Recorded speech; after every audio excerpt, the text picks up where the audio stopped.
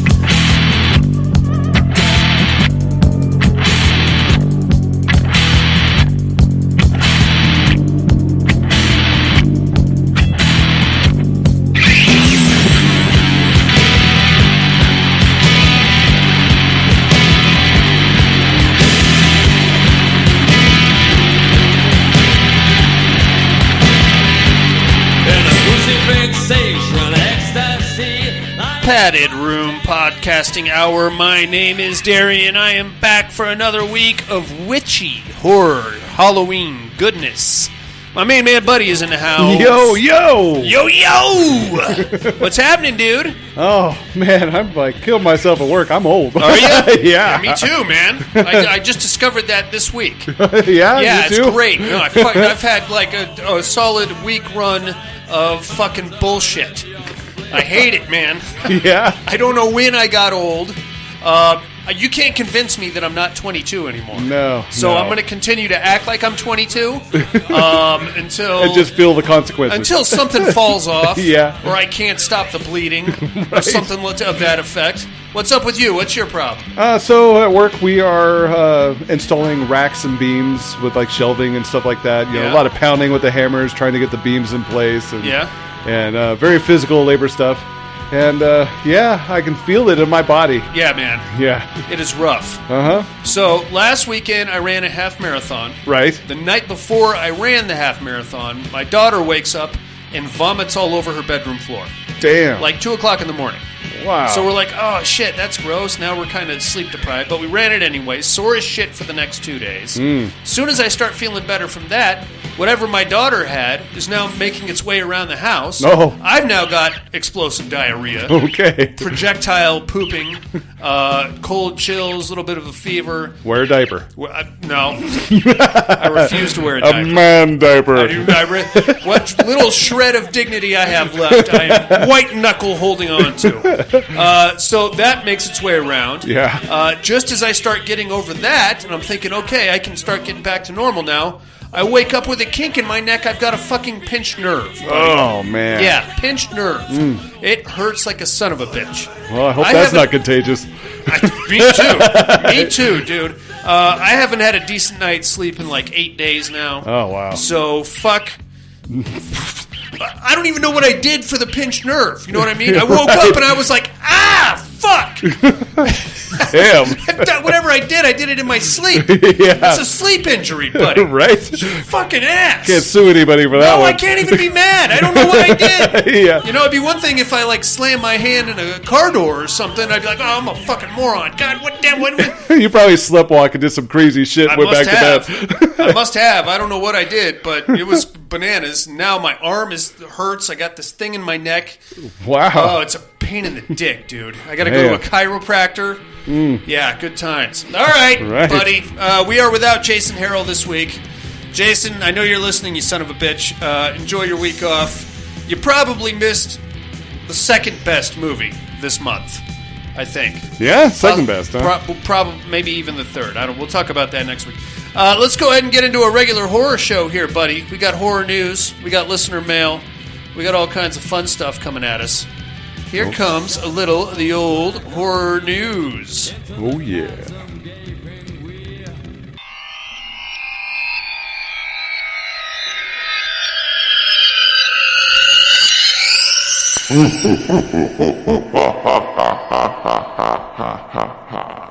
Horror news. What do you got there, fella? Did you hear that Marvel's Blade movie has been put on pause and won't make November 2023 release date? I heard that. Yeah, some shit. I mean, I wasn't like... I was gonna watch it. Yeah, I was like too. the original Blade movies. Mm-hmm. I was interested to see what direction they were going to take it in. Yeah, but I'm not too bent about it. Hopefully, it's because they're refining it and going to put out a better product. Is what I would like to know. Would like to think. Yeah, they're having a bit of director issues. Well, that's always a good sign. Yeah, so they're hoping to restart the production in early 2023, which means Blade will now release in theaters, supposedly, on September 6th, 2024. Okay. Yeah, we're like pushing it almost a year out. See, I thought they just postponed the release. Like No. it was all ready to go. No. They just want to push it back for whatever reason. It's still in production, is what you're telling me. Yeah. Yeah, we're fucked. Right. We're fucked on Blade. Sorry, Blade. Did you like the movie Fear with Mark Wahlberg? I like certain parts of it. I like finger banging Alyssa Milano on a roller coaster part of it. Yeah. Well, they are going to make a Peacock series out of that film, 1990 film. I probably won't watch it. It's a tweeny. It's in the vein of a script. It's kind of like I feel like it's for chicks. You know what I mean? Yeah. Because every chick wants a Mark Wahlberg lookalike, somebody that looks like Mark Wahlberg in his underwear, to be like manically obsessed with them. And, ooh, he's dangerous. Ooh, but he's so sexy. Such a bad boy. Oh, look at him. He threw a brick through my window. Oh, yeah. Dangerous. But so I feel like it's kind of geared towards chicks. When it first came out, what did you say, 96? 1990. 1990. Yeah. There was a lot of... Oh, yeah, it is 96. Yeah, There was a lot of buzz from the chicks at my high school over Fear. Oh, yeah. And I took my then girlfriend to see it. And I got laid that night. Oh, yeah? Yes, I did. Yeah, that club that they were shooting pool at in Seattle, been to that club many, many times living in Washington State. Nice. So very nice. It was pretty cool watching that when I was younger because it's like, oh, yeah, I go there all the time. So very cool. Yeah. And that's all I got. What do you got? Are you ready for another Planet of the Apes movie? No. Okay, well then, just never mind, buddy. Too bad you're getting one anyway, son of a bitch. Are we talking like 1950s or? No, the new ones. Goddamn. Well, I don't know. I'm not sure how this one's going to fit in. Kingdom of the Planet of the Apes is set for a 2024 release. Okay. So I believe this is a continuation of the James Franco Planet of the Apes. Okay. The last one came out 9 years ago. Yeah. So it was decent. I liked it. Yeah, I wasn't mad at it. There you have it. If you're one of those Planet of the Apes dudes, then you're gonna love that shit. Yeah. Speaking of remakes, Red Sonja. Oh. Remember Red Sonja? Oh yeah. Arnold Schwarzenegger said that was the worst movie he's ever made in his life. Right. I wasn't mad at it. It had Ernie Reyes in it. Remember that? He was doing karate and shit. Yeah. I was never attracted to Brigitte Nielsen. No. Myself. No. But I am attracted to this upcoming Red Sonja. That's what I'm waiting on. Matilda Lutz. I recognize. Did you ever watch a movie called Revenge, where she gets gang raped in the desert and she... Oh, yes. Comes back. That's her. Ooh. And there are posters up at Bloody Disgusting if you want to see her in a nice armor situation. She's going to be Red Sonja. Very cool. I'm scared of Brigitte Nielsen. Or at least I was at one point. Because she looked like she could kick somebody's ass. Right, yeah. I'm not scared of Matilda Lutz. I want to have sex with her. Right. I don't think she could take me in a fight, though. Even with a broadsword. No pun intended. Lastly, it looks like the Screambox documentary Pennywise, the story of it, is getting a Blu-ray release. Yes. Next month, 22nd of November. That's very cool. I'll probably pick it up. I'm interested. I'm interested in that. A lot of directorial stuff in there. Yeah, and it's all about the 1990 it. Yeah. So I'm curious. I'll check it out. See what's going on, what I missed there. That's all we got on the horror news there, buddy. Sir Buddy of Buddington. How about a little listener mail, if we could? Yes. You want to over and under on how many dude tits we got in our I know, right? In our mailbox this week. I'm setting the over at 23, or it'd probably be 24, actually. They usually come in pairs, from what I hear.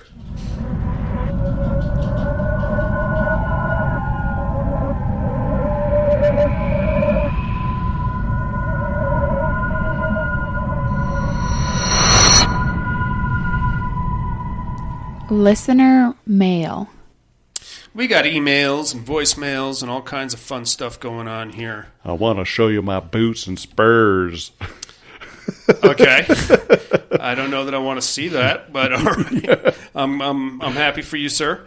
Let's start things out on the open road, buddy. Oh, shit. Yeah? It's Freddie. Hey, Freddie. I don't think Freddie's going to be happy with us. Oh. We basically just told him to go fuck himself with the werewolves because Kat showed us her boobs. So he's subject line, what the fuck? Yep. Yep. He's mad. He is mad. Hey, Freddie. Oh, boy. Hi. Hi. How you doing? You look handsome today, Freddie. Yeah.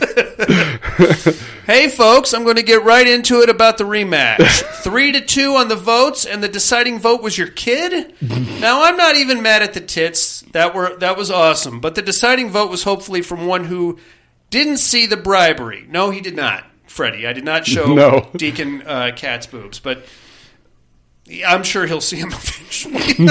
Yeah, scroll through your phone enough. Had to play for a minute. I am sad to see my pack out, but again, tits always win, LOL. My question is, that clause is available to all, right? I do have maybe a B cup and will gladly share. Oh, and I know Educate this week, and it's Let Us Pray. Awesome movie. Always listening now, and props for the fun you give us.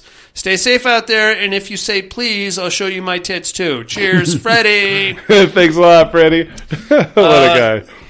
I don't particularly want to see Freddie's tits. No, thanks. I'm sure they're wonderful, Freddie, but no, I'm good. Sounds like a movie, Freddy's Tits. Freddy's Tits? Yeah. That was Nightmare on Elm Street Part 9. Yeah, Freddy's Tits. Oh, yuck, I don't want to see that. I don't want to see it. I don't want to see either one of them. Yuck. Right on, Freddie. Thank you for writing in, and sorry about the werewolves, dude. Believe me, that was completely random. But during the break, we had to quickly devise a system as to how we were going to bring the Silent Hill nurses back.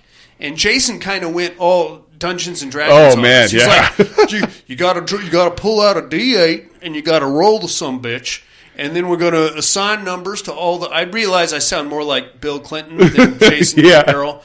That's as close to Jason Harrell as I'm going to get. And then he's like, "Well, we got powers. We got we got to assign hit points. Yeah, hit points. Can beat the hit points of the other one." I can't, Jason. I can't.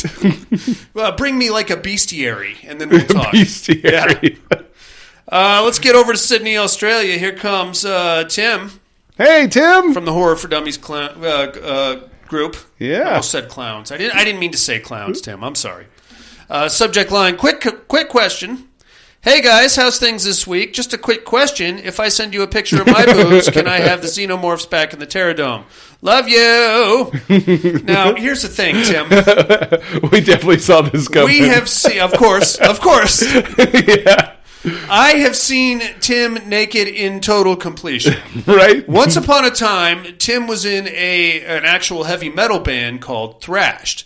I don't know if he wants me talking about this, but I'm going to go ahead and do it anyway. Yeah. The name of the band was Thrashed, and I'm sure if you dug deep enough, you could find it. But there is a music video that they put out in which Tim was in. He was basically taking a bubble bath, and it didn't leave anything to the imagination. No.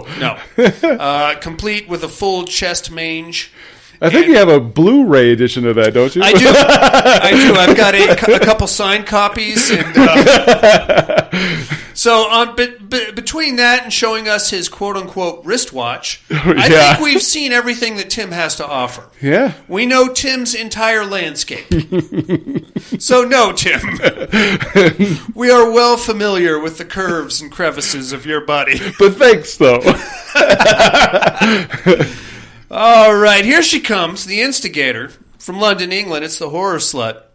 Cat's in the house. Hey, Cat. Subject line, accents. Oh. Evening, gents. I do hope everyone had a safe week. Glad that my 2 arguments and bribery were effective and you enjoyed them. Educate is rather easy this week as I have a bit of the hots for Liam Cunningham and his accent. You are, of course, let us pray. You're right, Kat. You're, of course, absolutely right. I will have to remember to write in earlier this coming week, taking some time off and enjoying the countryside with a few girlfriends. We will be having a horror marathon, which will be mostly trashy slasher movies. Nice. As we all enjoy those. Hope everyone has a safe and healthy week. Kat. Yeah. Nice. Kat, I'm glad you're taking some time off, babe. You earned it. Heck yeah. And I would like to know what the trashy slasher movies are. I've got one in my, what are you looking at, that is probably going to blow your mind. Oh, yeah? It's bananas. It may be it's just bananas. I can't even describe it. Right on, Kat. Thanks for writing in. Let's get back here to Reno, Nevada. Here comes a cowboy. Hey, cowboy. Subject line, Hellraiser. Evening padded room. Hope everyone is doing well and made it in tonight. Educate. Easy one. Let us pray. Great movie, and Liam Cunningham is an awesome actor. Yeah. So there's now 2 Terradome clauses. Haha. But does the resurrection clause not count for everyone? Or could we get a proxy to pay the bribery? Okay. I'm interested. All right. Are you piqued? Yeah. Okay, here's the thing, inmates. I don't want to see any dude boobs. Okay? I don't want to see those. I don't want to see senior citizen boobs. No. I don't want to see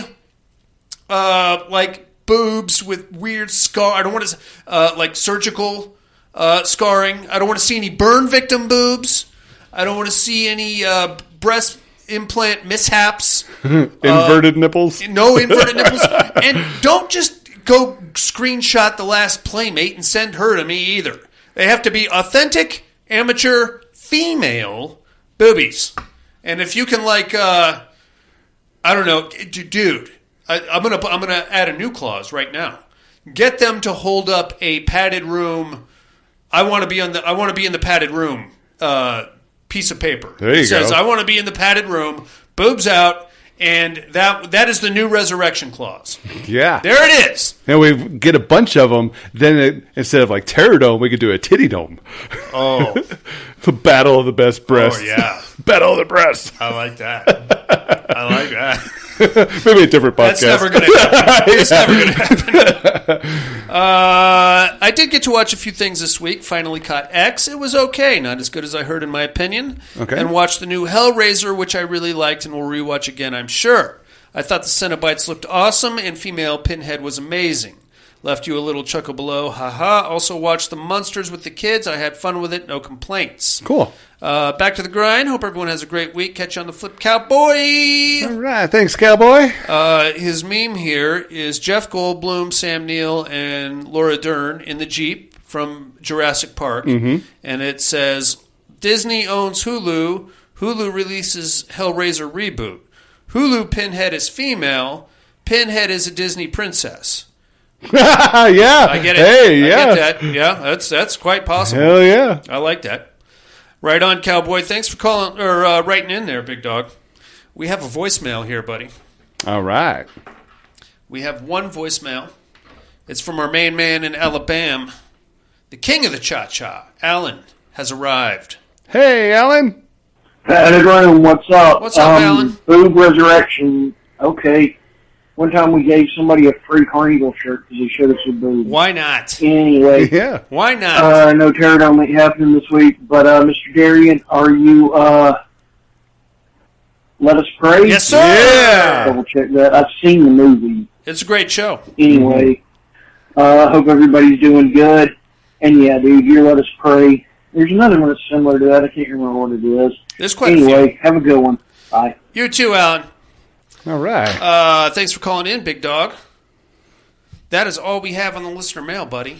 Do you have anything for Alan, Kat, Cowboy, or Freddie, or Tim? Thanks, everybody, for calling and writing in. Absolutely. Terradome fights resume this week. Tonight, buddy. Yeah. Tonight we get into the finals. Yes. Of the teams. Terradome tournament. Mm-hmm. I've got an idea for the next Terradome.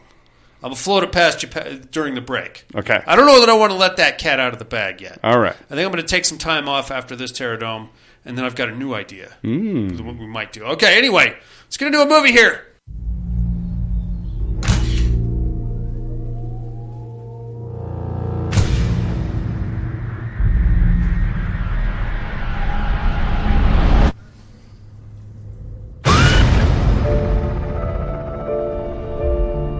Not what I was expecting. Can I see one? No. What's that for? Make sure he's dead.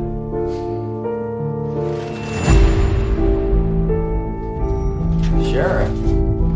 What happened? No ID. No fingerprints in the system.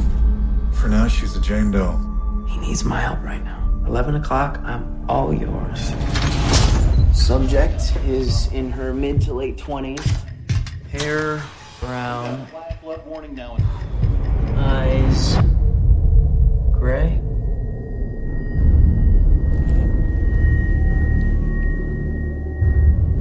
What happened to you? First, they bound her. Then they ripped out her tongue, poisoned her, paralyzed her, forced her to swallow the cloth.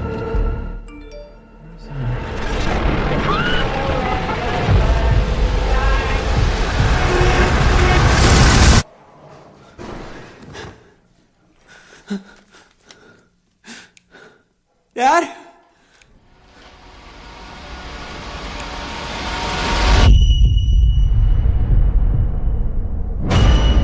No one could see what we have seen.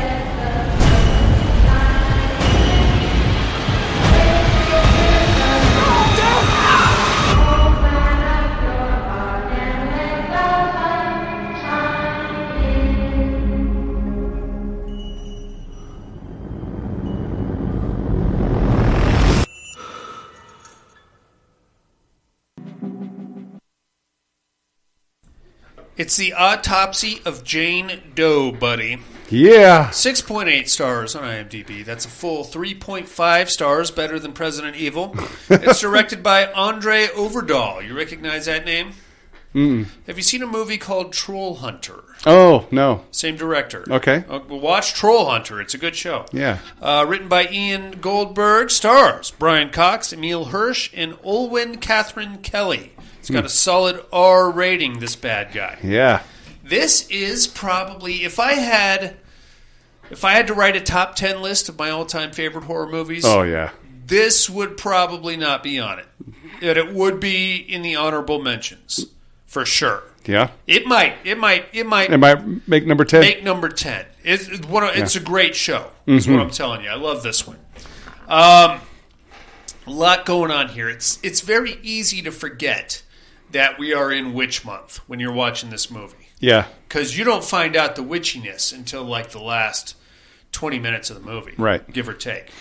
So we're going to start off in the sleepy little town of Grantham, Virginia, buddy. Mm-hmm. And we've got a father-son duo, and they run the local...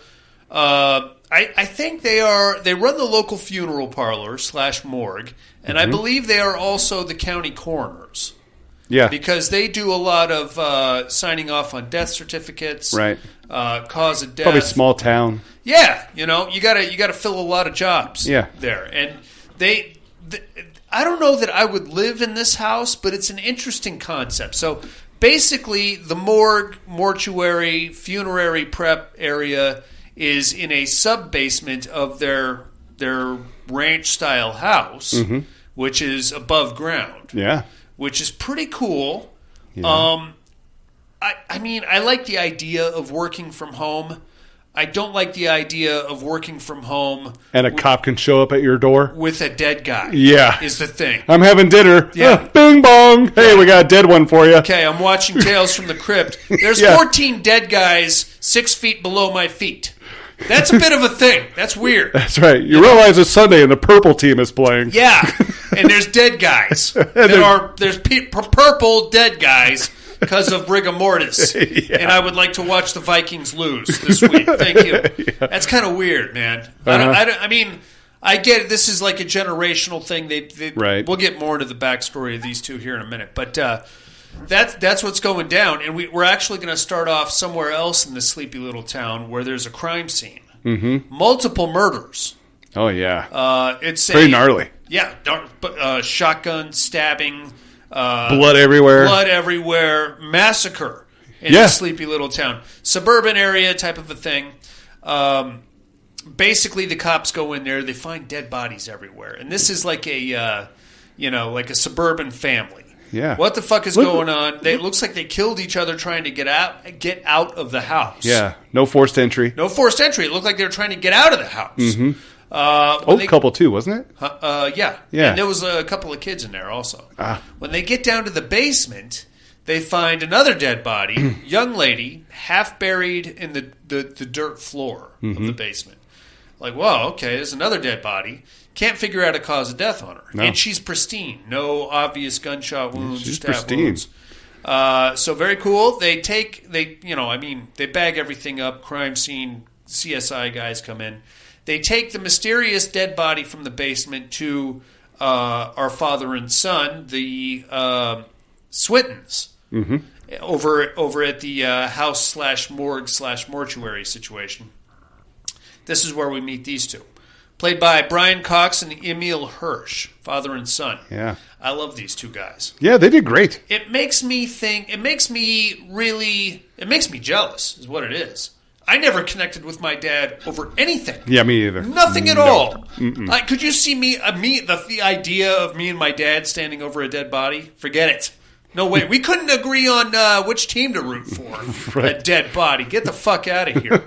But these two are very, very tight. They've got a family cat named Stanley. Apparently, the mom, Brian Cox's wife, passed away a little while ago. Probably old age. There's a little bit of like a subtext there, but we'll get more into that as the story goes on. The kid, Emil Hirsch, he has a girlfriend.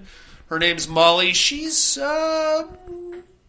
fairly attractive. She works at a bookstore somewhere in the town. So they're finishing up with their latest dead body. Burn victim. Bad one. Oh, real bad one. Yeah. Fucked up. He's got like one eye left. The other one, he looks like you left him in the microwave too long or something. I don't know. It's bad, man. It's all melted and charred and nasty. She shows up there to pick up Emil from... I keep calling him Emil. The character's name, I believe, was Seth. Am I right? I think so. Let me just verify that. She picks him up because they're having a big date night. Now, while all this is going on, we've got a major storm running into Virginia. And weather warnings are going out, all kinds of shit. Stay inside. Austin? His name was Austin, actually. You're right. Tommy, Austin. Emma is her name. She's like, hey, man, let's go out on our date. And he's like, yeah, of course. They just finished up with the dead body. She starts poking around the morgue there. Now, the morgue is like 2 levels beneath the house. There's a storm cellar door that will get you down there. Right. It leads to a staircase. And there's also like a rickety old elevator that will get you down there from the house itself. She's like, hey, man, I'm here.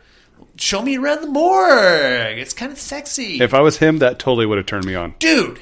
Chicks are fucking horny for graveyards, morgues. How many horror movies have we seen where the chick takes the guy to the graveyard, she immediately wants to fuck? Same thing with the cemeteries. You take a girl, dude, you want to get your dick sucked? Take her to the cemetery. Right. I don't know how that works. I don't know how any of it works. The idea of, finger blasting a chick in front of a bunch of dead dudes... Not my jam, but if she wants it, I'll do it. Right. And believe me, she wants it. I don't know. Yeah, anyway, she definitely did, too. She's down there. Show me these dead guys. What's happening? I've never seen one. And he's like, hey, come on. No, I can't show you that. My dad doesn't want you seeing it. And then nobody's...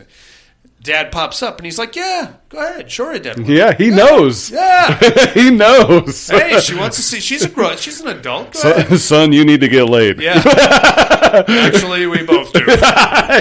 Your mother's been dead a long time. So she's got, at present, there are 3 dead guys in the morgue there. One of them is a shotgun blast. Another one is our burn victim. And the last one is an old lady that died of, I want to say mesothelioma or carcinoma, something like that. Something. Natural causes, basically. Yeah. So she's like, let's pick one. And she rolls out the shotgun blast victim.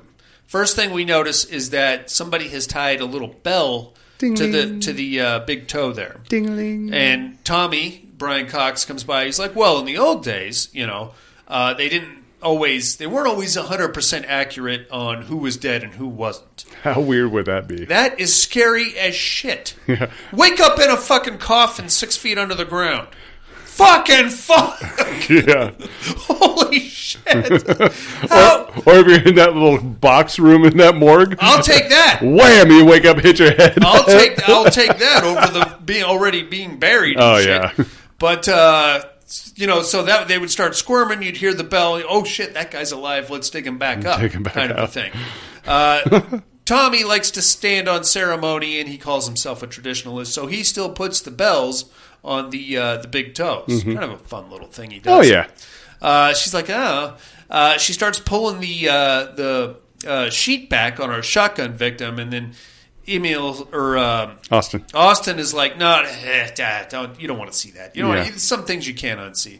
And Tommy's like, no, go ahead, let her see it. Eventually, she kind of pusses out, and they close the drawer, and that's that. They are on their way out to go on their big date. They're going to go see do dinner and a movie.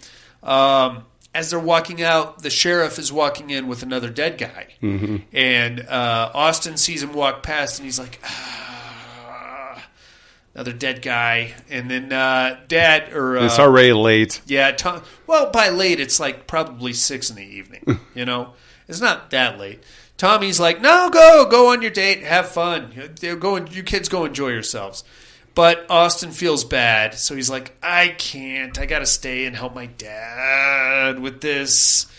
I don't know. And then we get like another subtext about Austin doesn't want to be there. He's wants to get out of this family business and go do his own thing, but he doesn't know how to tell his dad. It's been like 2 years. He's been holding on to secret for 2 years. And Emma's like, dude, you got to let him know. You got to tell him. And he's like, I don't know. It's the whole thing.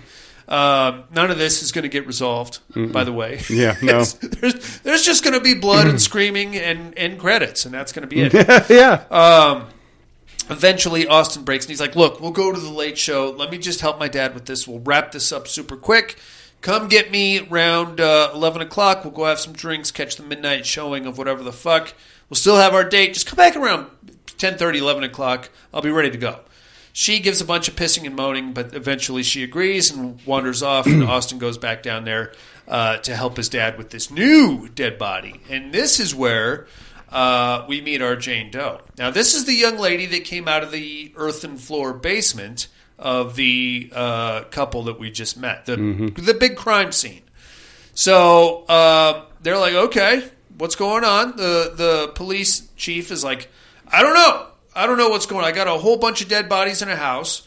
I can tell you how they all seem to have killed each other, except for this one. This one was half-ass buried in the basement. Can't tie it to anything. Can't tie it to nothing. He's reaching for strings, but he's like, I'm thinking maybe the local hoodlums broke in and they were going to bury the body, but then the owners came home and caught him, and then bang, bang, bang, and that was that. So, like, all right, well, we'll let you know what we find. And he's like, I need answers by the morning. Yeah. He's like, all right, we'll do an examination. We'll let you know what we find. Now, our Jane Doe is, I would be willing to bet that she was smoking hot. Oh, man. When she was alive. Yeah. She's got a body on her. And she's probably early 20s. Well, they say she's early 20s. Caucasian, milky white skin, perfect, athletic build. I don't think she had red hair, but she did have like a light brown kind of hair. Yeah. Caucasian. Eyes are gray. Yeah, gray eyes. No scars. Nothing. No immediately identifiable cause of death. No like strangulation marks. No puncture wounds. No bullet holes. No immediately visible trauma anywhere. Mm-hmm. Like, okay, well, let's open her up and see what we find. Yeah. So as they're doing their they break this whole thing down for the camera because they have to record this. They're going to do their autopsy in 4 stages. First stage is going to be like a cursory walkthrough of just like looking at her and checking her out, checking her joints, checking her hair, checking her fingernails, things like that. Mm-hmm. The first thing they find is that her wrists and her ankles are broken. Yeah. No bruising, buddy. No bruising. No bruising. Nothing to suggest trauma or being bound or anything like that. But they're all broken. Okay. Interesting. Pop her mouth open. Her tongue has been cut out. Yeah. Interesting again. Now, at this point, we start speculating. We're thinking, okay, she should be kind of beat up, but she's not. Mm-hmm. Maybe, I don't know. But Tommy speculates that there was like some kind of a human trafficking thing nearby, and maybe she was making noise, so they cut her tongue out after they bound her too tight by her wrists and her ankles. So they're like, it's possible. All right, just a thought. That was the first stage of the examination. When they open the mouth, they find like some thread in her throat. They're like, okay, maybe she swallowed something.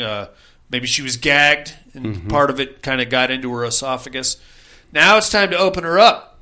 So they make that autopsy incision, the big Y cut that goes down the chest to the belly button. Peel open the flesh, crack open the rib cage with some bolt cutters, which is fucking gnarly.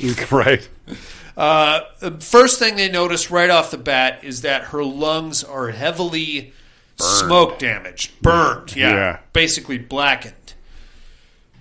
So they're thinking, well, okay, she was in a fire. But the outside of her should be like a molten mess. Yeah. It's not, man. There's no signs of a fire anywhere. Interesting. Doesn't make a lot of sense. The next thing they do is have they done the nails at this point? They've done the nails, and they found peed under her nails, which is like some kind of soil. Old northeast soil. It's northeast area, something that you find in the northeast. So now they're looking at her organs. First thing after they look at her lungs, they start poking around. They find that like her gallbladder and spleen are all scarred up. Yeah. Which again doesn't make a lot of sense because it looks like she's been stabbed repeatedly. Yeah. Except that her skin was perfect. There would be stab wounds. So they're like, this is fucking crazy. Yeah. Let's see what she ate. Open up her stomach, and what they find is a flower.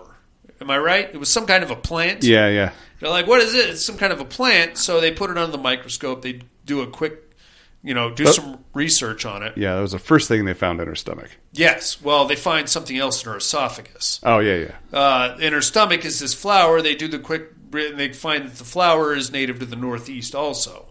So, mind you, they're in Grantham, Virginia, which is East Coast, but more central East Coast, Midwest, I would say. So they're like, oh, that's kind of weird. So she's from the Northeast somewhere, and she's got somebody shoved this. She ate this flower. It's in her stomach. Well, she was maybe starving, and these human traffickers maybe put her out, so she just grabbed something and ate it. And okay, interesting. Northeast, excellent. Now they start looking in her mouth. They find that one of her molars has been removed. Yeah, yanked out, possibly trauma in her mouth. Like, okay, well, she's missing a tooth. She was tortured. Oh, yeah. Obviously, I think we can sign off on that. What the hell's going on? Now, this is about the time, buddy, that some weird shit starts going on around this basement autopsy chamber. We've got this big storm rolling in, you can hear the wind and the rain outside. Radio starts fucking up. And it keeps going back to this, what is it, some kind of a Christian thing? Christian hymnal? Is it about let the sun shine in, let the sun shine? I assume it's some kind of a church song. I don't know. Yeah, it sounds like a church song. It's creepy as shit. It keeps going back to this song. And,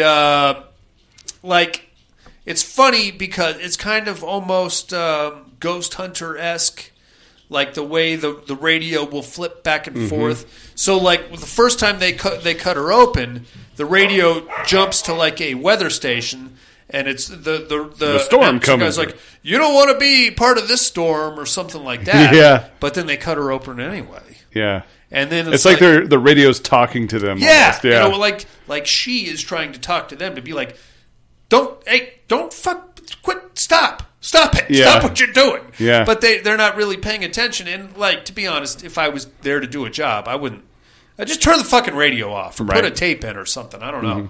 But every time it does that, things are getting weird. Now, Stanley the cat has disappeared.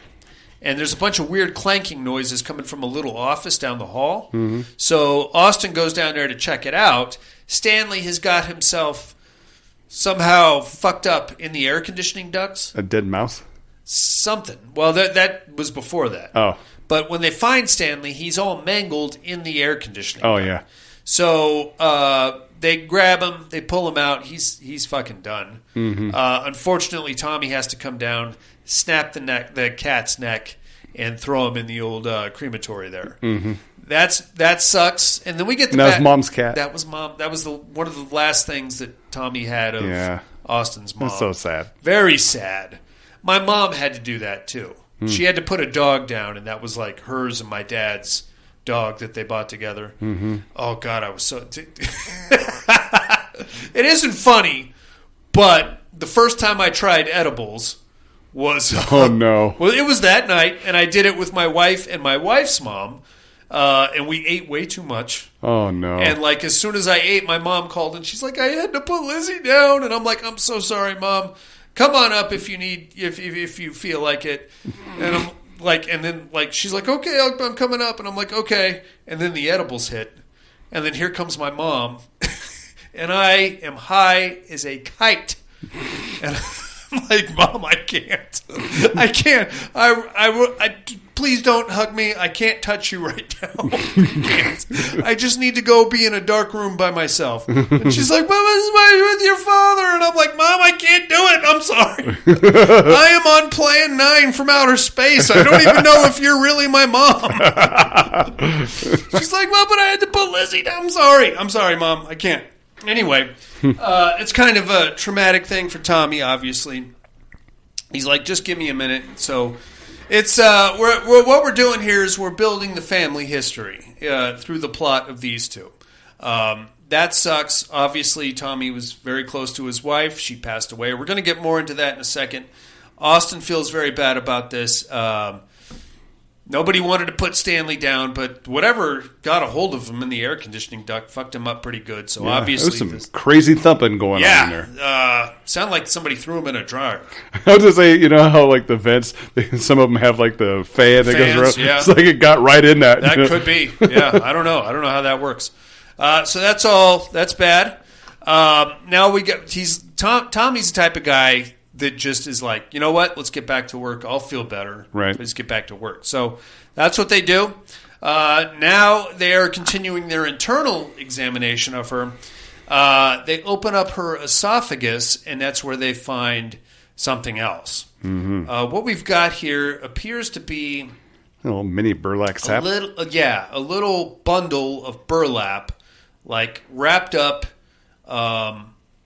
Kind of like somebody just made like a weird little heroin balloon out of burlap, shoved it down her throat. Right. They're like, "Oh, fuck, look at this."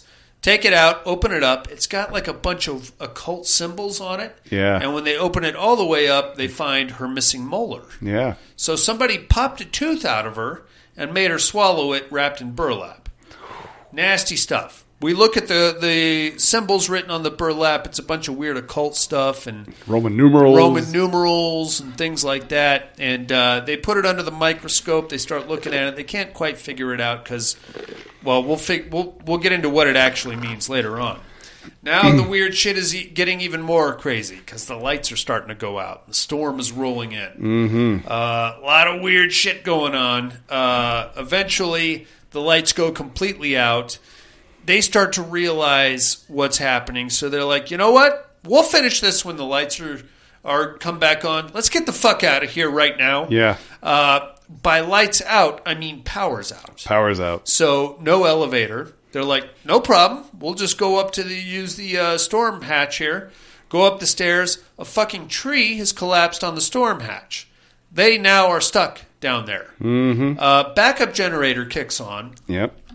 But it doesn't really give you enough juice. Enough juice for the elevator, and it just gives you like a flicker. It's more like this is your backup lights, but not full power lights. This is enough to get you... heebie-jeebies. Yeah. This is enough to scare the living piss out of you and tell you to get the fuck out of here. Right? But they're stuck because of the goddamn tree in the elevator. There's nowhere to go. Now shit is getting real because they're like, you know what? Get the fuck out of here. Let's go down. Tell you what we're going to do. We're going to go down to the office. Obviously, there's no phone reception, no cell phone reception because of this goddamn storm. Landline in the office. Right. Let's go down there. We're going to call the sheriff. For help. He's going to come here, get us the fuck up out of here. So they go down there. They get on the phone. They get a hold of the sheriff, but because of the storm, they're cutting in and out, and then eventually, of course, the phone goes dead. Mm-hmm. Pretty gnarly stuff. Sorry. Completely dark down there, buddy. Man. Pretty soon, they start hearing the jingle bells. Jing, jing, jing, jing. That would freak me the fuck out. Freak them right the fuck out. They're like, nope. So they barricade the door. Somehow, I think they went across the hall or something. Well, it was in that little office area. They moved like a filing cabinet like in front of the door. Yeah. What the fuck is coming down there? Why are they jingling bells? It's probably one of those goddamn dead guys. Mm-hmm. Up and walking around, whatever it is, I don't want any part of it. So they move a filing cabinet in front of the door. In doing so, Tommy cuts gives himself a little gash on the wrist. Mm-hmm. So he's like, oh shit, I got to clean this up. He goes into the little bathroom there and gets attacked by something. And we don't, because it's dark in there, all we really see is like those gray eyes. Yeah. Slams the door. Austin can't get in there to help him. Knocks Tommy down and like kicks him a couple of times. Gives him a big bruise on the side of his ribs. Gnarly. Eventually, Austin gets in there to help him.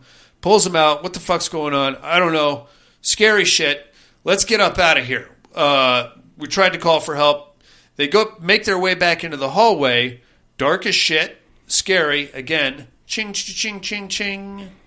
They're like, fuck this. Let's get into the elevator because it's got like one of those steel, gates that closes. It's like an old school one. Mm-hmm. And they've got a fire axe too. Yeah. So they're like, okay, let's get in there. Something's coming down. And as these lights are flickering, we can see one of these dead guys, presumably the guy without a face. The one without a face. Is what I thought. Like kind of lumbering down the hall towards them. They're both scared as shit. They get into the elevator. The gate won't close all the way. Right. And there's not enough power for the elevator to get up to the main house. And it's coming at them. So basically they're just hanging there waiting for this faceless dead guy to come ching-ching-chinging down the hallway and I don't know, probably punch them both in the face. I don't know. It's not like he's going to eat him. He doesn't have a face, right? Right. So I don't know. But they're scared as shit. Eventually, the ching-ching-a-chingy comes down and like Tommy's like, give me the axe. He just starts swinging into the darkness. Just went wham! Yeah. And then the lights kind of flicker up and we realize that was actually Emma. Because she was supposed to come back. She came back because she had that date with Austin and Tommy just buried a fucking axe right in her goddamn neck. Oh, Jesus Christ. First the cat, now the girlfriend. Shit. Can't throw her in the crematory, can we? Well, there's going to be some questions, buddy. So, big emotional scene. Austin drags the body of Emma into the elevator. They're still scared as fuck all. And this is where we get a little bit of a backstory. And I don't know if I'm 100% accurate on this, but what I gathered from this was that Austin's mom, Tommy's wife, died of something. Could be cancer, could be some kind of disease. She never said anything. She kept it to herself. Yes. Yeah. And Tommy probably couldn't have diagnosed her, but he could have like told her, given her an idea of what was going on with her. He was probably so busy working. Could be very busy, and so all his focus is on probably dealing with cops and coroners and all that stuff. Exactly. Not able to spend all the time home. Well, shoot, if I was at home more, I probably would have noticed something. Yeah. So obviously he feels very guilty about that, and at the same time he feels guilty about not being a good father to Austin because he felt like Austin somehow paid for it. I mean, what kind of dad kills a girlfriend with an axe? I mean, he didn't know. He didn't know that was... He thought it was the faceless dead guy, buddy. Can't really fault him for that. It was a faceless dead guy chasing me around. I'll swing an axe at him, too. Oh, shit. Sorry, honey. Yeah. So, that's pretty fucked up. Now they're like... Now, this is where Austin kind of puts it all together. He's like... Dude, all the weird shit started as soon as we started cutting into her. Yeah. That's when it all began. Maybe she wants us to know something or fix something, or we should finish the autopsy, or maybe we can like lay her to rest or something like that. Mm-hmm. Whatever, we should go and continue with what we're doing here. So they go down there and they continue to open her up and poke around, and basically Tommy finds like a layer inside her skin. Yeah. It's fucked, man. So he peels back like the exterior layer, and basically we find the same weird occult markings from the burlap sack on the inside of her skin. Yeah. Like a tattoo.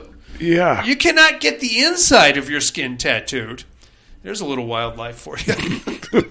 I don't think you can do that, buddy. No. To my knowledge, I've not met a tattoo artist that is willing to tattoo your spleen. Tattoo goblin? That's what it is. Yeah. That's what it is. Yeah. It's like a tattoo parasite that gets inside you. It's weird. And it matches like the pattern that was on the little burlap piece. So now they have to go back and take another look at that.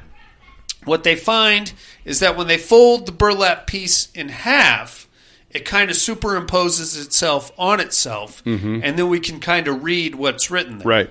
Which boils down to Leviticus 20:27, which says something to the effect of biblical passage, obviously. Right. Says something to the effect of witches should not be suffered to live, or something like that. Right. And then a Roman numeral underneath it, 1693. So let's put a few things together. 1693, northeast, New England area, witches. This is probably somebody or something having to do with the Salem witch trials. Right. So that's creepy as shit. Right, man? What I really like about this movie is that they played that card so close to the chest. Yeah. No pun intended. Technically inside the chest. That you didn't... We had no clue that we were talking about witches or witchcraft or ghosts or demonic or any supernatural anything, really. Until that point. And we're like 45 minutes into the movie at this point. So now Tommy very quickly... okay, Salem witch trials, that was all horse shit. There's no such thing as witchcraft. And then they kind of quickly draw some conclusions that the trials and the torture and the things that happened to the young ladies was kind of a self-fulfilling prophecy. Yeah. You created the witches when you put this witch in particular, when you put her through all of that. Fire damage, stab wounds, ankles and wrists broken, tongue cut out, forced to swallow her own fucking tooth wrapped in burlap. This is torture. She was tortured to death. Yeah. Now, we wouldn't know that by looking at her, but now we're putting it all together. And she is enforcing that. She is enforcing that on them, which is gnarly. Yeah. That's some scary shit. So like, oh, fuck me. Okay, well, here's what we're going to do. We're going to perform the quickest autopsy we've ever done in our entire lives. We're going to come up with a very hasty, quick cause of death, and then we're going to throw her in the old crematory here. Yep, and sounds good. We will be on our way. Yes. And we will hopefully, this will be the end of this, and we can do that. So apparently to complete an autopsy, you must get into the skull cavity and take a look at the old brain. Mm-hmm. And this is kind of how we arrived at some of these conclusions, because when they put a piece of her brain under the microscope, we found out the brain is very much alive. Oh, yeah. On this young lady, functioning, kicking, making the brain blood cells were going crazy. banging, which is, of course, impossible because her heart is in the little scale thing. Right. You can't live without your heart, man. Mm-mm. That's a dead brain. That is a dead-ass brain. Should be a dead brain. Should be. But not. So, fuck. Here we go. Here we are. Mm-hmm. So, while that's going on, Austin's like, you know what? We're going to skip to the chase. Grabs a bottle of flammable shit, throws it all over, and lights her up. Fire quickly jumps from her to... Straight up. Well, first, what it does, and this is kind of weird if you watch... Well, it's kind of cool, actually, if you watch it. It goes around the room and burns up all the evidence. Oh, yeah. It burns the video camera, recorder, burns all the pictures off the wall, burns the chalkboard where they were, like, pointing things out and stuff. And then as soon as that's done, Austin runs around with a fire extinguisher. She has 0 fire damage. The fire on her just kind of goes out on its own. Yeah. And the room is, other than all the evidence, is perfectly fine. Mm-hmm. At this point, Tommy kind of puts the whole thing together. He's like, she's a witch. Fuck me. While Austin is running around putting out all these fires, Tommy kind of leans in and he's like, hey, sweet pea, I'll make you a deal. You let him go. You do whatever you want to me. Yeah, I'm not going to fight you. Yeah, he's like, oh, you can have at me all night long. And apparently she takes the deal. Because, yeah, sort of. Because immediately, like, Tommy's ankles break, his wrists break, his tongue, he spits his own tongue out, falls down, his eyes go completely gray, starts coughing up smoke. You can like kind of get the idea that he's being stabbed, the way he's jerking and stuff. And then eventually he's like begging Austin to kill him. So Austin stabs him with a scalpel, and that's the end of Tommy. Yeah. Well, shit.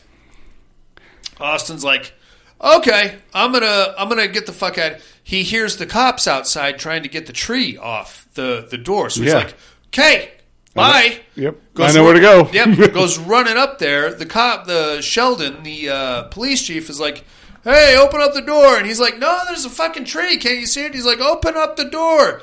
And then Sheldon starts singing that song, "Let the Sun Shine In," and Austin's going, "Oh boy, oh fuck!" And then he turns at the top of the stairs, where we get like a little jump scare of dead Tommy standing at his face, right? And Austin falls over the the banister down 3 floors to the bottom and cracks his head open on the cement floor, and that's that's sort of the end of your movie.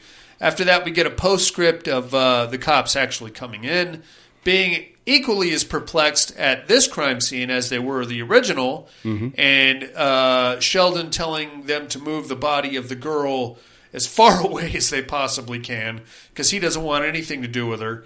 And as the ambulance driver or the coroner driver is driving to the next county, like her toe goes off, and the radio station switches to that song. Yeah. And you get a little ching-a-ching-a-ching. There's something even before that. What is it? The weather was perfectly nice outside. Oh, that's right. Yeah. So all that weather stuff was all the witch. It was really all wasn't going on. witchy. Yep. That's pretty much it of your movie there, buddy. What'd you think of the Autopsy of Jane Doe? Oh, I dig it. I like this one. It's a great show, right? Oh, yeah. It's one of my favorites, man. Yeah, that would be a really good horror theme month. Morgue horror. I would love to see an Autopsy of Jane Doe escape room. Ooh. But good luck getting a naked chick in there. there like that yeah. While you poking scalpel at her. We don't need a scalpel. Just give me that glove. Yeah. I'm going to do a deep cavity search. That's right. A bunch of horny kids in there beating off all over. Are you sure she's dead? Yeah, I don't care.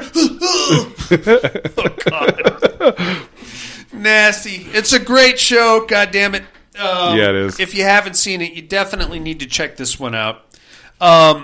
Technically a witch. Yeah. Really more, I mean, it's not like a traditional witch movie in that there's like witchcraft or, you know, the spells or the brooms or any of that stuff that you would expect to find. This is just... There's no hocus pocus. There is one dead body, and she is pissed off. Yeah. And she warned you. Mm-hmm. She did try to warn you. Through the radio. I wouldn't have caught it either myself. I would have been like, turn that shit off. All right, inmates, let's take us a little break. We'll do some other stuff, huh? Oh, yeah.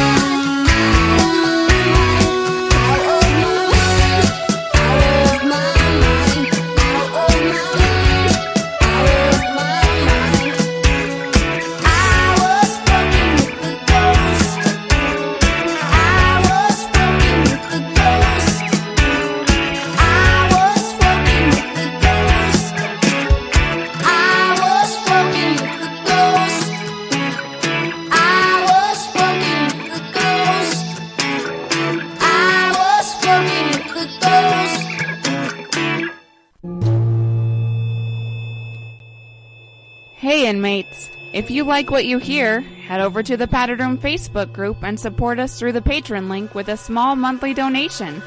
Check out the T-Villain link at paddedroom.podbean.com and grab some t-shirts. Thanks for listening and enjoy the rest of the show. And we're back, buddy. Yeah. Oh, snap. So I always thought it would be cool to be in that business. That's like a dream of mine. Yeah? Yeah. I would have a problem with kids. I don't know that I could do, tough. especially if there's a lot of trauma. That would probably fuck me up. Like abused kids or something. Or even car accident kids that are all jacked up. That would be rough. I imagine there's some kind of training to get past that or something. But still, on paper, that's a hard sell. Mm-hmm. I wouldn't even mind having just if you could live in a morgue place like that. I don't know that I want to do that. Yeah. I imagine the smell. You know what I'm saying? Oh, yeah. You probably imagine at some point, working at a you just don't smell it anymore. You just don't smell it anymore. It'd be great if you're a serial killer. Sure. Just you got that. That's not a victim. That's 12F. You got that furnace. Just throw them in there. Throw them right in there. You're good. I'm starting to wonder about you, big guy. You ready to get into the Terradome? Hell yeah. Let's get it on. No tears, please. It's a waste of good suffering. I'm not gonna hurt you. You didn't let me finish my sentence. I said, I'm not gonna hurt you. I'm just gonna bash your brains in. I'm gonna bash them right the fuck in. I'll kill you all. I'll drive you crazy. I'll kill you all. I'll be the greatest ever. My worst dream come true. 6-year-old child with this blank, pale, emotionless face, with blackish eyes, the devil's eyes.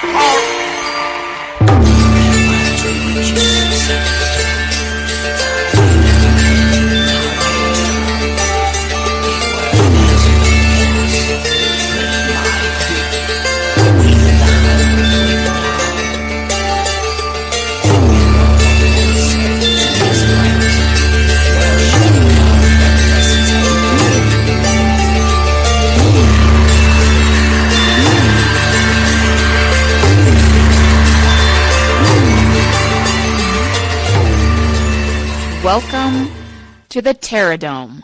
We are now in the finals, or semifinals. This is the Inferno Conference Round 13, inmates. Bear with me, I'm not much of a writer. The monster had returned, as Victor knew it would. This time it brought friends, and they were slowly surrounding the castle. There was no escape this time. The creature's hatred felt unfair. After all, it was Victor Frankenstein that created the creature. Sons usually don't destroy their fathers for the simple act of creation. The vampire and its bats were circling the towers. The lycanthrope was howling in the growing storm, as the invisible one might as well have been standing right in front of Victor at that very moment. It was only a matter of time. Victor's last card to play came in the form of a small box. A toy, rumored to be a gateway from this world to another, also believed to be a means of summoning an escort through that gateway. Time was running out. Victor picked up the toy maker's box. Team's competition, we have the Universal Monsters, buddy, versus the Cenobites. Oh, man. That's a tough one, dude. That really is. Wow. I'm going to have to go with the Cenobites on this one. All right. I think I am going to have to agree. The Universal Monsters are pretty gnarly. Yeah, the werewolf. They can be pulled apart. Yeah. You know what I mean? Because once they got you with the chains. That's it. They get enough of those into you in a short amount of time and pull apart like they did with Frank at the end of Hellraiser 1. Mm-hmm. You're basically a red mist at that point. Yeah. The only one I don't see them getting would be Dracula. Dracula might be able to get away. Wolfman they could take. Yeah. Creature from the Black Lagoon. If they can, Mummy they could take. If they can spot the Invisible Man, I got to go with the Cenobites on that. Yeah. That is your Terradome matchup for the weekend, mates. It's the Universal Monsters versus the Cenobites. Get us your votes by next week. Mental Health Hotline is area code 775-387-0275. Or get us on the email at thepaddedroom2011@hotmail.com. And while you're considering that matchup and other reasons to email us or call in, we are still accepting boob pics, buddy. Yes, always. From ladies. Yes, from buddy. ladies. Thank you for ladies, clarifying that. Sorry, gentlemen. Sorry. Tim, we've already seen yours. Freddie, no thank you. We're going to tell you what movies we got to watch this week in a little segment called What Are You Looking At?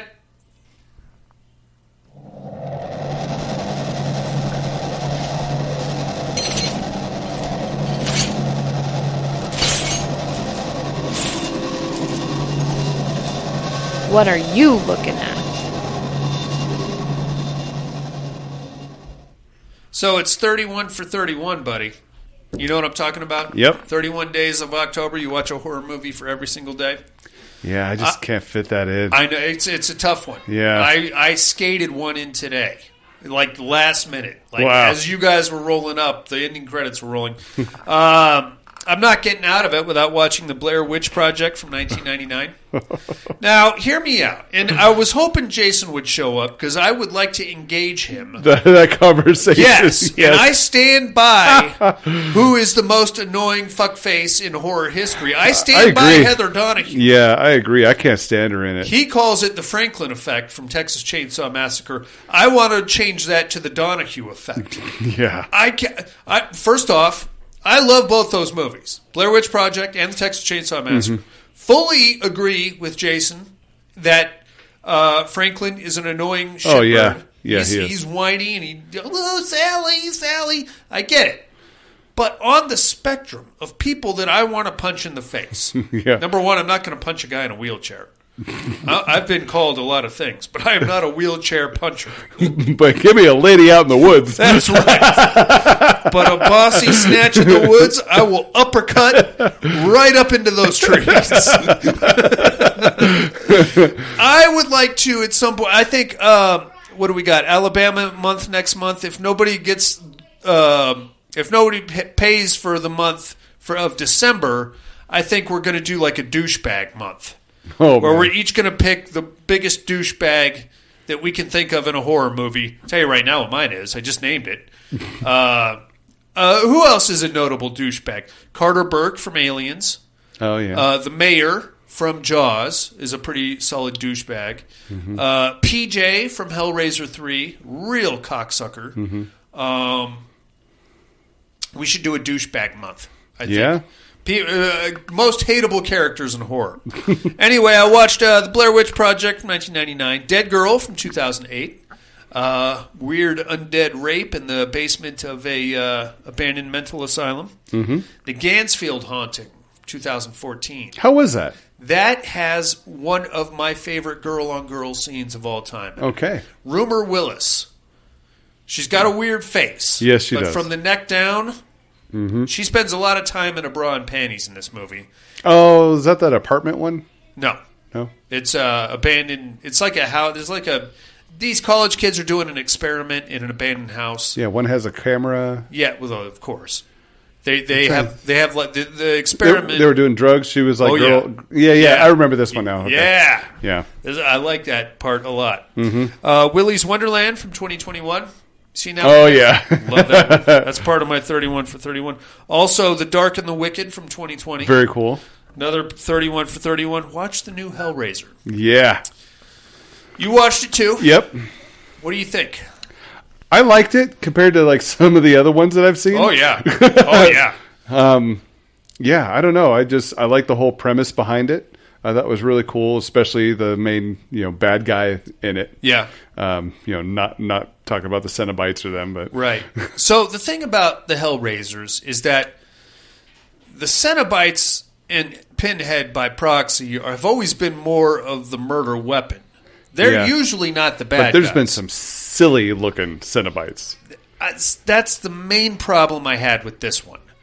Why are they all pink? Yeah. Why are they all pink, buddy? I can't. I have a hard time getting behind a pink Cenobite. Yeah. And I get the main chick. Whoo. I get it. It's supposed to be like exposed muscle and sinew and all that. Right. But you got to have the black leather in there, dude. Mm-hmm. It doesn't. It's just weird seeing them all pink, and especially like not Pinhead, but the other main Cenobite that had like that skull open thing. She was like an Asian chick, I think, played her. Mm-hmm. Looked like she had floppy bunny ears. Yeah. That doesn't feel right to me. Yeah, I like the chitter chatter one. That was cool. Yeah. That was kind of harkened back to the original Hellraiser. Yeah. Right. Yeah. I like that. There was some cute little nods to the original, you know. The storyline was solid. Yeah, it was. I don't want to ruin it for anybody that hasn't seen it. I know. It's hard to... I'm gonna give it a thumbs up. Yes. It is definitely light years above some of the latter installments in the franchise. Right. My only real gripe with it is the look of the Cenobites. Mm-hmm. I understand what they were doing, but it's just too much pink. Yeah. You know what I mean? Too much pink in there. Mm-hmm. You liked it, though? Yeah, I did. I'd definitely give it a thumbs up. Right on. I've got a question. And it's even worth a rewatch. Oh, yeah. I'll check it out. Yeah. For sure. It's like 2 hours plus. Yeah. Which was... It was a long movie. I'm like, gosh. Yeah. This is... Really? But it was good, though. Yeah, totally. I've got a question for you, buddy. How many times have you gone to the movie theater, the streaming services, maybe your local video rental place, and said to yourself, I've got to find myself a fishing-based horror movie, and been disappointed in the selection thereof?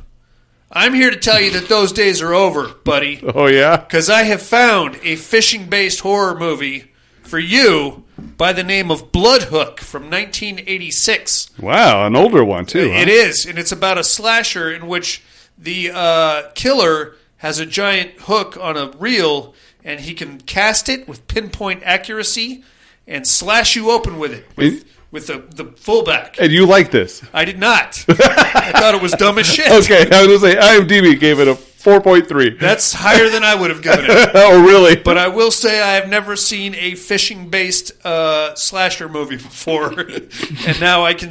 Now you can cross that off your list. Check that box, buddy, because there it is. Bloodhook. Okay. It's something. Anything for Jackson from 2020? You've seen that? Yes. A great Halloween movie. Burial Ground from 1981. You remember that? Burial Ground. Oh, yeah. It's the Italian man boy that continues to breastfeed past his time. Yeah. And lastly, Cabin in the Woods from 2011. Yeah. Another Halloween classic. That's a great for one. me. That's all I'm looking at, buddy. What do you got? I got to check out Inheritance. Okay. That was actually pretty good. Have you seen that one? I've seen the trailers for it. Yeah, really good. Little twist at the end. Simon Pegg does a great job in it. Cool. Very cool. Yeah, yeah. And, I went to the theater and we saw Smile. Okay. Dude. I'm interested. That is an awesome movie. Is it? Yes. Looks creepy as shit. Yeah, there's some creepy moments, but it's just, it was very well done. Okay. Part of me thinks they took a little bit of it from It Follows. Okay. And I'm not going to say what of it, but it kind of reminded me a little bit of that. All right. 1985 House. Nice. Yeah. William Catt. Yes. That was a great one. And, of course, the new Hellraiser. Right on. Yep, that's it. Right on, dude. Let's get into some immersion therapy, shall we? Yes.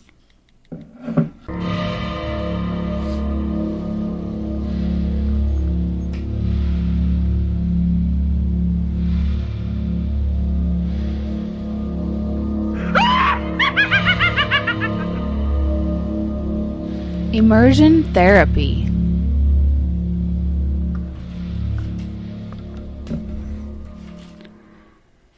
Sissy. What did you think of Sissy, buddy? Man. She went crazy. Yeah, it kind of had like a Tucker and Dale versus Evil vibe to it. You know yeah, what I mean? but not as many accidents. This is all straight up. Well, the first one was not an accident, but I don't think she meant to go that far. Second one was an accident because he was like, "Oh yeah, I can help you, I can help you," and then he fell off the cliff. Right. Third one, I mean, her hair got caught in the drain, and then kind of scalped her. She kind of scalped her and drowned at the same time. Yeah, kind of scalped herself trying to get loose. Mm-hmm. But this was much more like Tucker and Dale versus Evil if it was Instagram based. Oh yeah, in a weird way. I got a couple of chuckles out of it. I did too. It's not the worst thing I've ever seen. It's more of a comedy. Yeah, I would say. Yeah, it's like horror for teens. You know? Yeah, or if you're watching it as an adult, you're like, it is stupid. Yeah, right. It is a bunch of dumb stuff. Right. I'm not mad at it. What do you got for us this week, buddy? All right, this week let's check out 2020's Books of Blood. This is about a journey into an uncharted and forbidden territory through 3 tales tangled in space and time. You will find this gem on Hulu. Very cool. Check that shit out, inmates. We will do the same and compare notes next week. In the meantime, you must now educate me.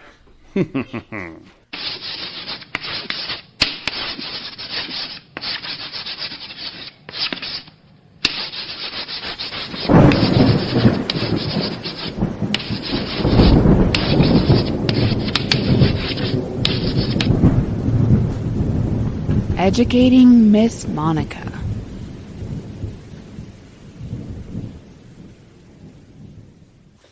First, my clues from last week. I just showed up, and I am an angry, vengeful demon here to exact some terrible wrath upon this small town. I got arrested as soon as I showed up and put in jail. That actually works to my benefit because all the fuckheads that I'm looking for happen to be in jail with me. I got the school teacher that beats his wife every Saturday night. I got the drunk driver that just killed somebody on the road. And now I get to wreck their assholes. And as soon as I'm done with that, I'm going to start looking at the cops that locked me up. I am, of course, Let Us Pray. Man, what a great movie. That's a great show, right? I love that one. Especially the opening sequence with the waves crashing and the ravens flying through the town. Beautiful stuff. Who might I be this week, you ask? Good question. Well, I have a specific skill set, buddy. I am good at going from town to town and identifying problematic people. And I can't tell you really what kind of problematic people, except that I exercise my authority to help them identify these people and get rid of them. And sometimes, if there's a hot chick, you know, and I know that I can squeeze her a little bit, I might say that her dad is one of these problematic people. And if she wants to get her dad off the hook, she can convince me vigorously that her dad is A-okay, and then I might let him off the hook. Eventually, obviously, all this shit is going to catch up to me, and I, too, will be identified as a problematic person, and then I will meet my own fate that I usually put on other people, and it's going to be nasty, buddy. Who might I be, you ask? Tune in next week, and I will clue you in. I don't think I could... I realize that was extremely vague, but there's a certain word that is in the title. You don't want to... And if I say the word... It gives it away. Then people are going to be like, gotcha. Other than that, I think that's about going to do it for us this weekend, mates. Thank you very much for joining us. Join us next week for House of the Devil here in which month? October in Padded Room. All right. We do have a Patreon campaign running. If anybody wants to check that out, go to support.paddedroompodcast.com. It'll take you right to that Patreon page. You can also go to paddedroompodcast.com, find any information you need to know about us, upcoming shows, past shows, hosts, bios, all that fun stuff is there. Other than that, I think that's about it, buddy. You got anything else? No. All righty. For Jason Harrell and Absentia, people that accuse other people of bad things and then possibly meet some form of capital punishment. The new Hellraiser movie, which is pretty good, despite the pink Cenobites. You know what I also didn't care for about that? What? The new Cenobites are very chatty. In the old Hellraiser movies, they didn't talk much. They didn't communicate, yeah. No, well, they did, but it was like, are you teasing us? Don't be teasing us. Right. Now they're like talking shit. Mm-hmm. The Cenobites were always like the backdrop, you know? Mm-hmm. Pinhead was the one doing the shit talking. Right. Now they all want to chime in. There's like a hierarchy here. The new wave Cenobites. Yeah, you know what? Just shut your mouth. Back to work there, coat hanger face. Yeah, right. And the Padded Room Podcast, I'm afraid visiting hours are over. Bye, and have a great week.